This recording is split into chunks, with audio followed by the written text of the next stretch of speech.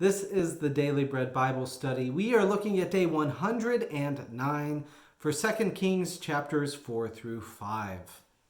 Now, today we will see the prophet Elisha at work. So starting in 2 Kings chapter 4, we see that Elisha, who received a double portion of his former mentor Elijah's spirit, Elisha is capable of helping widows and more. In a story that feels similar to the old prophet Elijah, the new prophet Elisha helps a widow who feels like she has nothing. Now, left only with oil, a widow seeks Elisha's help to provide for her family. The prophet invites neighbors to empty vessels to be filled with oil. In a miraculous sight, the poured oil keeps on going and going. The oil stops flowing once all the jars are full, and the widow is able to sell the oil and provide for her children. In another display of God's word, especially through the prophet Elisha, he promises a barren Shunammite woman that she will have a son. And a son is born, grows older, and then dies young. The man of God comes to the son, closes the door, and prays. Upon breathing breath into the boy, Elisha then bends his body carefully over the boy.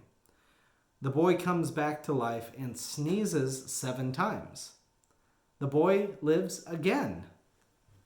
Elisha also performs 2 other notable miracles, purifying a, quote, stew of death, and making sure people are fed abundantly from very little.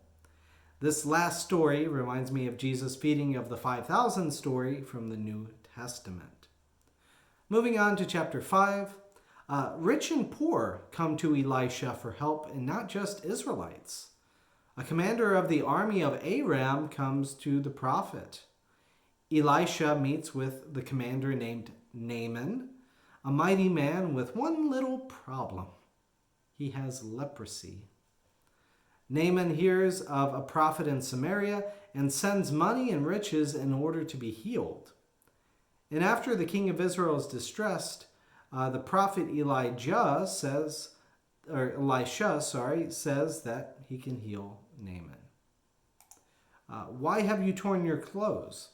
Let him come to me, that he may learn that there is a prophet in Israel. So that was from 2 Kings 5, verse 8.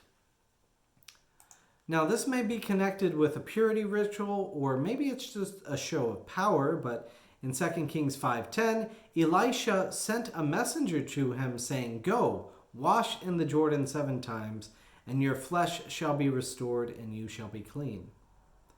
Naaman is offended at first that this prophet does not consider him important enough for a face-to-face meeting. And after accepting his orders, the commander washes and is clean. Naaman then evangelizes God and has his heart turned towards God from that day on. Naaman offers to pay Elisha, who refuses the payment. Though Elisha's servant Gehazi becomes greedy and wanders back to accept the offering from the healed Naaman. Since Elisha knows what is going on, he has words for his servant. In chapter 5, verse 26, "But he said to him, 'Did I not go with you in spirit when someone left his chariot to meet you? Is this a time to accept money or to accept clothing, olive orchards and vineyards, sheep, oxen, male and female slaves? Therefore the leprosy of Naaman shall cling to you, and to your descendants forever.' So he left his presence leprous, as white as snow." So that ends our discussion here of this portion of 2 Kings. We will go into chapter 6 next time.